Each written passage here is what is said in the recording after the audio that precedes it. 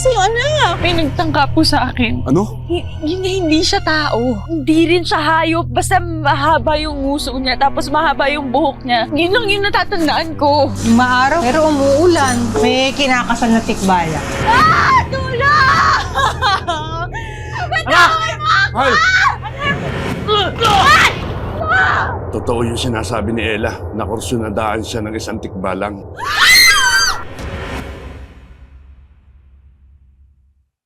Exciting at nakakakilig para sa maraming babae ang panahon kung kailan nagkakaroon na sila ng mga manliligaw.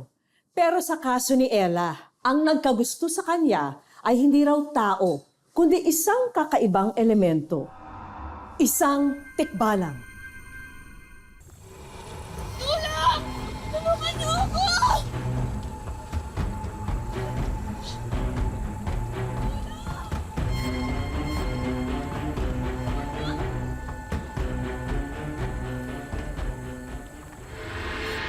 Baka pinagalitan mo naman yan. Sir, hindi po. Hindi po namin papagalitan yun. Tsaka mabait na bata po yan. Hindi naman po kami binibigyan ng problema ng anak namin. So, bakit naglayas yung anak ninyo? Hindi ko rin nga alam, sir. Nay! Ella! Nay, anong ginagawa niyo dito? Ella, saan ka galing? Ano nangyari sa'yo, anak? Bakit wala? Saglit lang naman po ako nawala ah. Ano bang sinasabi mo, anak? Itong si Joel, tinawagan kami nung isang araw ng nanay mo. Ibinalitang nawawala ka. Nawawala ka raw simula pa nung nag-feeding program kayo ng mga NGO. Kaya nga kami napaluwas kagad dito eh. Okay lang ba kaya, ma'am? May nagbanggaan sa highway. Kailangan kami rumisponde agad doon. Sige po, ma'am. Salamat po. Salamat po. Salamat. Salamat po. Anak, ano ba talaga nangyayari sa'yo? Ha? Hindi ko rin maintindihan, pero galing lang ho ako dun sa Batis.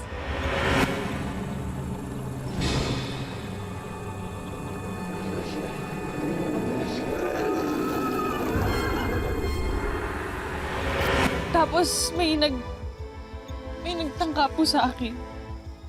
Ano? Namumukhaan mo ba siya? Kumanta sa akin yung hayop na yun pag nagkita kami. Hindi, Joel, mahal. Hindi siya tao. Ha? Hindi rin siya hayop. Basta mahaba yung nguso niya, tapos mahaba yung buhok niya. Yun lang yung natatandaan ko. Tikbalang? Anak, tikbalang yung nagpakita sa'yo. Pinagtangkaan ka ba nung tikbalang? Tikbala, Mirna naman. Lalo mo lang ginugulo yung isip ng bata eh. Anak, kung sino man yung lalaki na yan, ipapopulis natin yan. Ay, hindi po. Nagsasabi po talaga ako ng totoo sa inyo. Anak, mabuti pa, magpahinga ka na lang, ha? Kasi tingnan mo, nanginginig pa yung buong katawan mo, tsaka ang lamig-lamig mo. Hindi ka namin iiwan dito. Muna kami, hindi kami babalik ng Maynila. Sige po, Nay. Samahan ka namin dito, ha? Mahal. Gusto mo magpatingin sa doktor? Baka may nangyari sa'yo, baka may nakain ka. Hindi ko alam na kukulan lang talaga ako.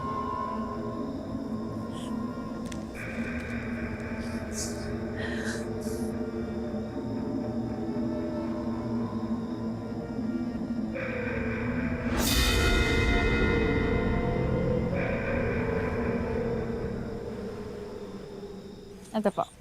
Maraming salamat po. Ito po.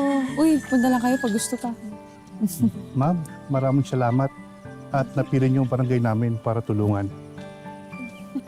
Po, maraming salamat din po, Kapitan, na yun naman po talaga yung mission ng NGO namin eh. Makatulong sa mga nangangailangan. Maraming salamat po ulit. Salamat din po. Tara na.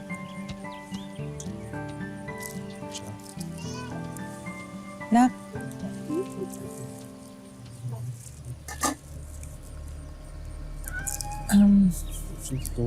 sige. Kailan ba kayo matatapos dito? Bakit po, Nay? Kasi natatakot ako baka mangyari na naman yung nangyari ng isang araw. Halos magbaliw kaming tatlo kakahanap sa'yo eh.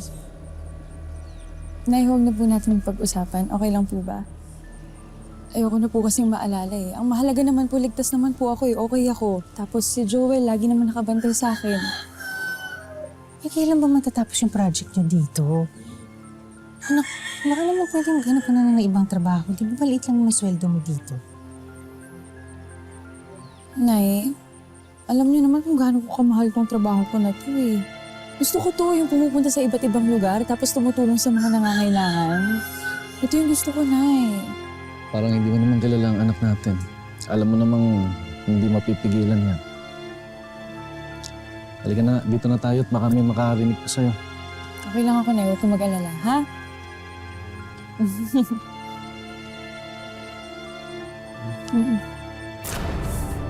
So, lagay ko tayo.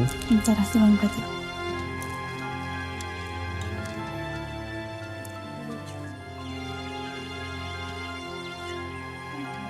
Nay, ito po lugaw. Mag-iingat ka palagi. Yang ganda mong mapang-akit. Po? Sa'yo na lang itong kwintas. Puprotektahan ka niyan. Ito ang mga sinusuot ng mga kababaihan dito para hindi umapit ang mga tikbalang. Suot mo yan.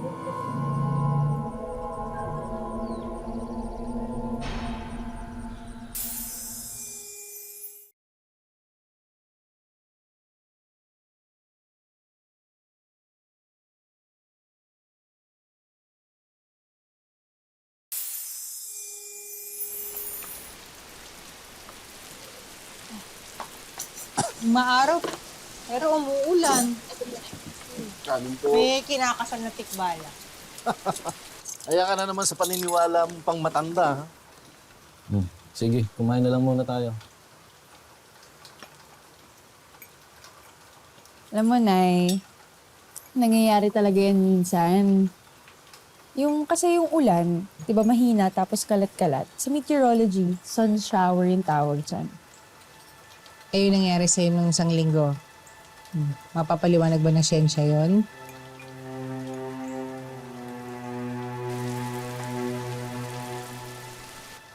Sigurado ka bang ayaw mong magpa-doktor?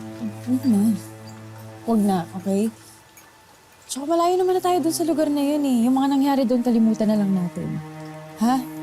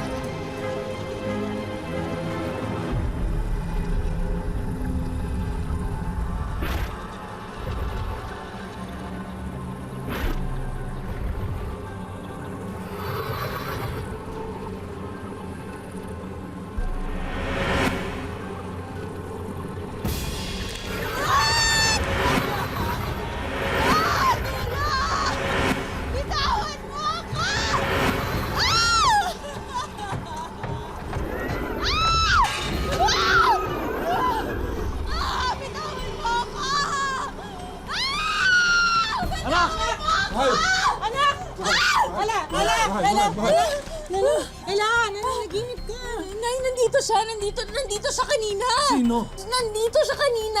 Sinubukan niya akong pagsamantalahan. Dinaganan niya ako. Sumunod siya dito. Nandito siya, Nay. Nandito siya.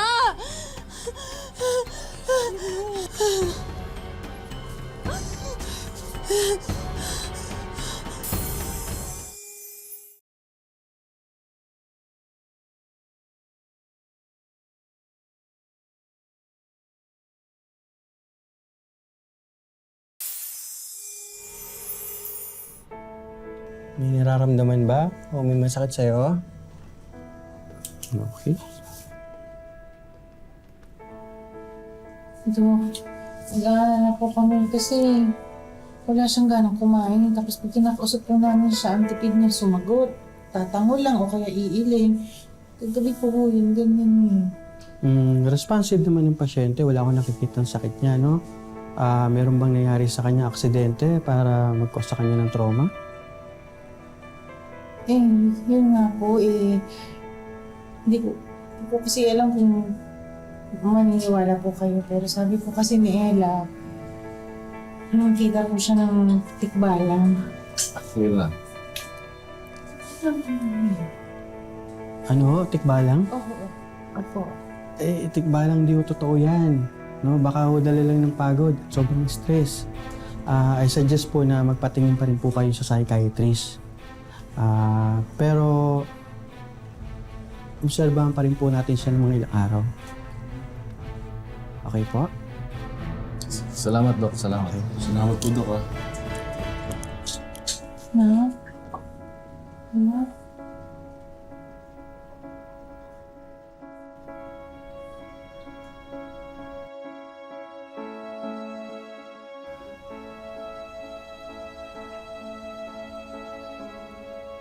Sige. Ayoko na.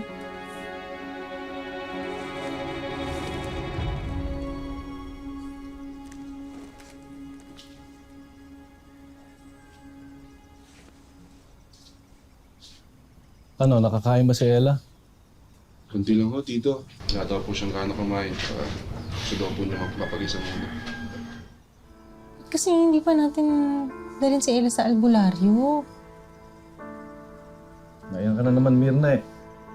Sinabi ng doktor na wala naman sakit ang anak natin. Napagod lang siya sa trabaho. Ba't ba ayaw mo maniwala sa doktor? Kasi nga, mas naniniwala ko sa anak natin na totoong nakikita niya yung tikbalang tapos ayaw siyang tantanan. Ano ba? Tito, Tita. Mas maganda po ata, patingin na po natin si Ella sa albularyo. Ayoko rin po maniwala nung una, Tito eh. Kaso, wala naman po mawawala sa atin, di ba po? O diba? Yung sinasabi ko eh. Bahala kayo sa gusto ninyong paniwalaan.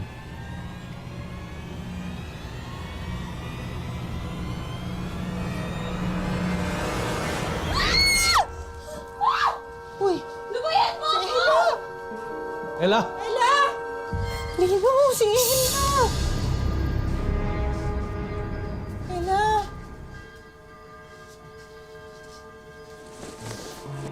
Ano ka nang nangyayari sa'yo?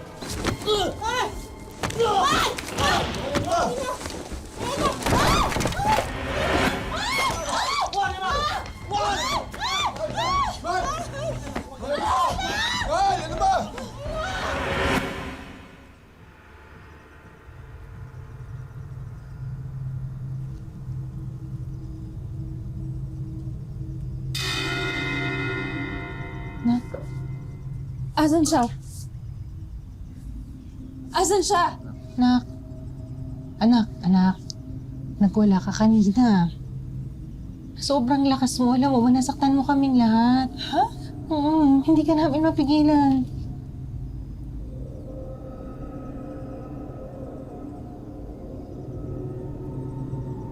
Tito, Tita, tingnan niyo po to. Oh, Nay, sobrang dami po, Tito.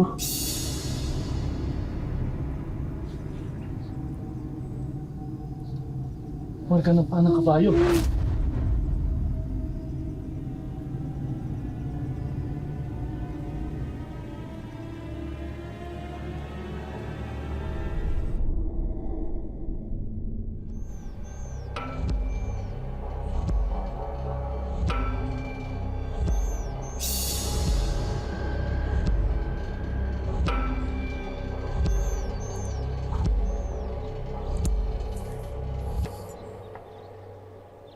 Totoo yung sinasabi ni Ella. Nakursunadaan siya ng isang tikbalang. Ano po bang dapat kong gawin para lubayan na po ako ng tikbalang? Isa lang ang dapat mong gawin. Maligo ka ulit dun sa batis kung saan nakursunadaan ka ng tikbalang. At uminom ka ng tubig galing sa batis. Kapag nagawa mo to, hindi ka na maaamoy ng tikbalang. At hindi ka na rin niya masusundan. Sige po, Mang Doming. Ngayon na ngayon mismo po, luluwas kami. Madali nyo, ha? Malakas to eh.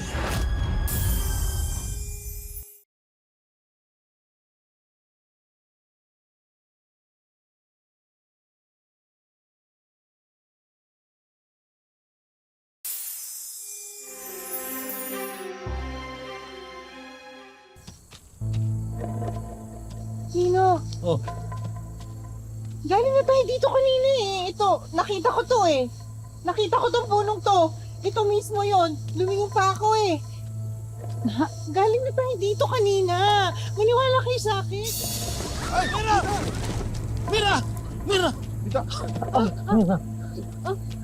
Ayos lang ako, ayos lang ako. Okay ka lang po, tita? Oo, ayos lang ako. Salamat.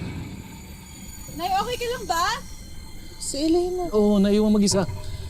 Ayos lang ako. Mahal, okay ka lang? Nay, sure ka okay ka lang? Ayos lang, oo. Sure ka, tita? Walang masakit?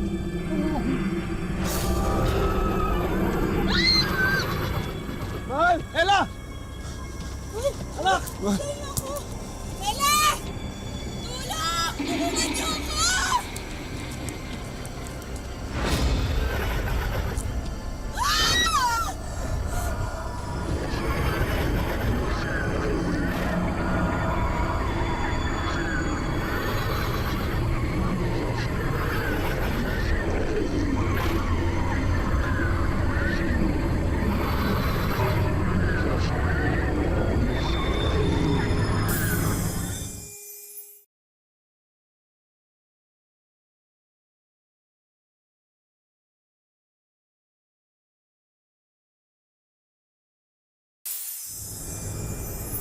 Ay, si Ella.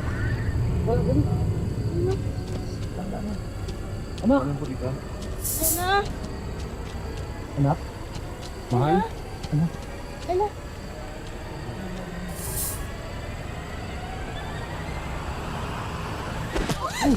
Ella! Ella! Ella! Ano ba? Mahal! Ano ba?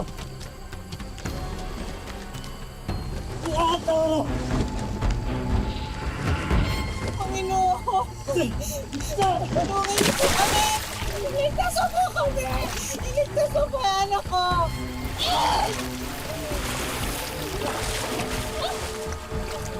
Panginoon, tulungan mo po kami!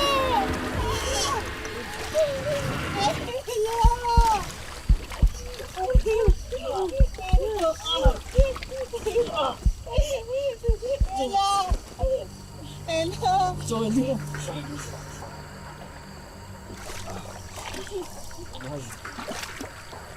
Joel! Joel!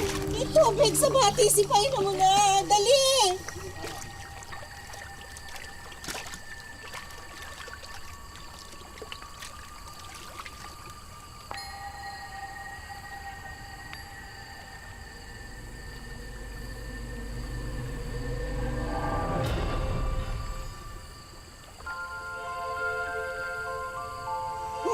Ella!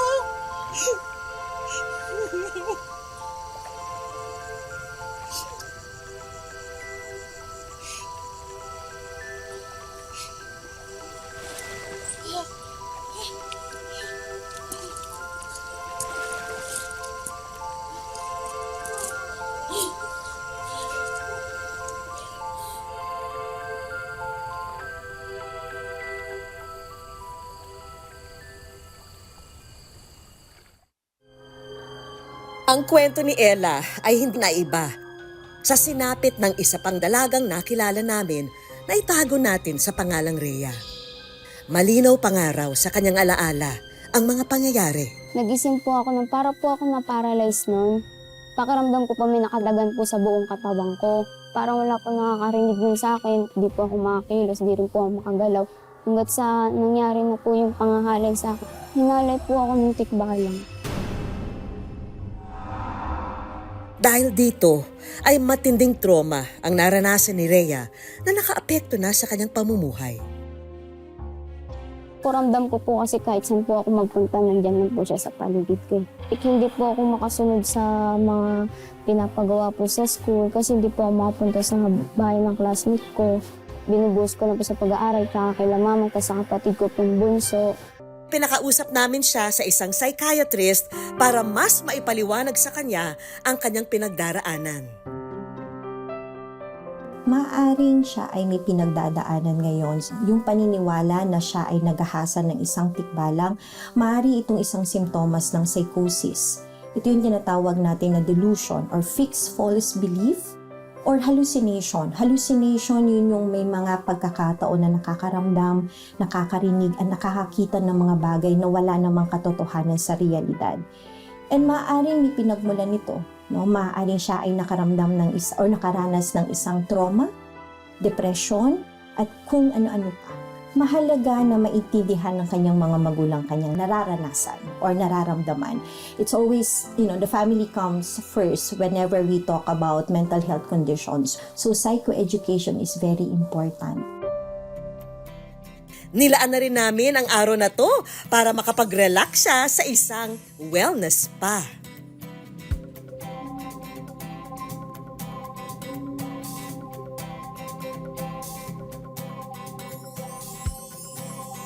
May uuwi niya na rin ang bedroom showcase na ito para kahit nasa bahay ay may ginhawa kaming maipabaon sa kanya.